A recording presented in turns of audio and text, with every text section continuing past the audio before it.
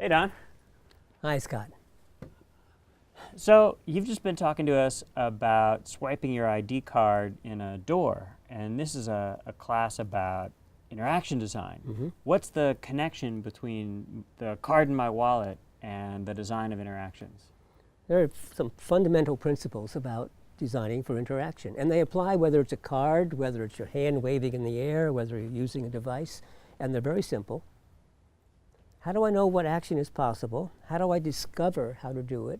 And how do I know whether I've succeeded? Very simple. So for the card, I had to, realize that I had to do this. And there's no real way of knowing except having someone show me beforehand. And then I have to have the right card, and I have to know which position to use. Also, I have to know when it succeeded, because, in this building, sometimes this doesn't always work. There are rooms I'm not allowed in. So there's a little green light. That's feedback. Okay, you can come in. So those same principles apply whether it's a device like this or a gesture device, a screen that I swipe on, or whether it's in my new living room where I want the TV to come on, I clap my hands or say louder or softer. Same principles. Discoverability, feedback. In the end, I need a good conceptual model of how things work, and again, I get that through discoverability, feedback. So, what makes a good gesture? Well, ideally, the gestures we use should be what we call intuitive, easy to understand. They're sort of a cultural standard. So this, for example, culturally, across all the cultures of the world, means more. It's a higher pile.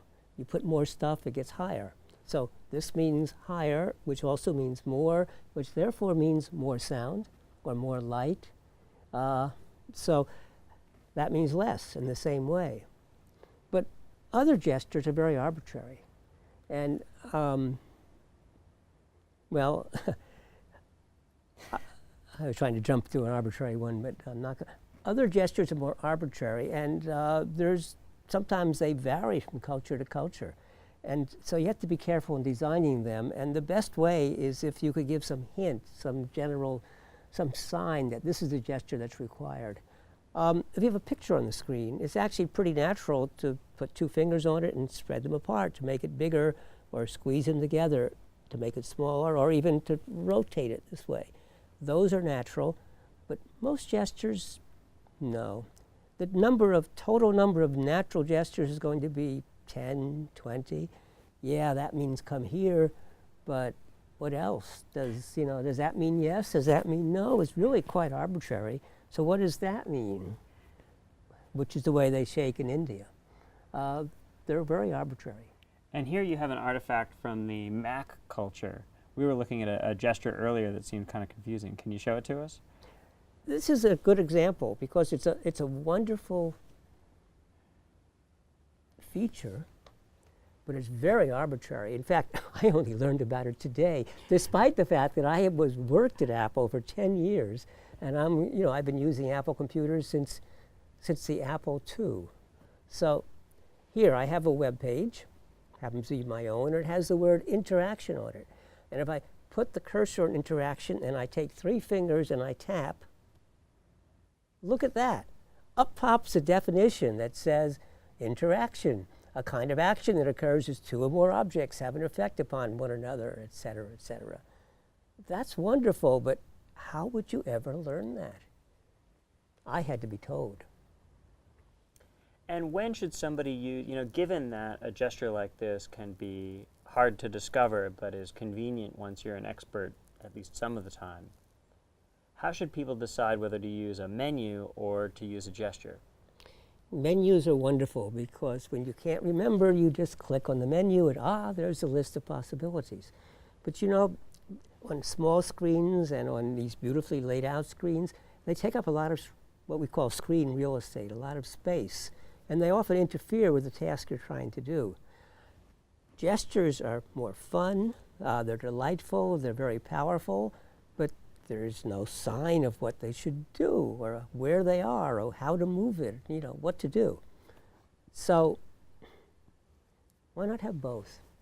In the normal computer, the old-fashioned type, we have a mouse And usually the right button, you click the right button, up pops a little menu giving you possibilities.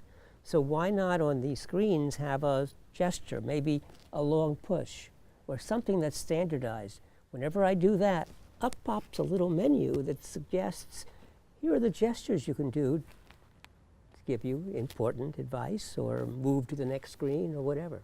And that the context menu that you talk about that invokes on an action gets around some of the challenges of limited screen real estate, which is one of the appeals of gestures. Yes, absolutely. So one thing I was really curious about, one thing that you said in your description about gestural interfaces is you used the word fun several times. And in our field historically, where we talk about, industrial ergonomics or things like that, fun wasn't part of the vocabulary 30 years ago. Yeah. I wrote this book, Design of Everyday Things, in 1988, and the word fun and emotions were not in there. I just rewrote the book in 2013, and there I have the big sections on emotions, because emotion is how people are built. We're emotional creatures, and emotion is so wonderful, and gestures have brought back emotions. I just love, when I am on a list here, I love the fact that it bounces. What does the bounce do?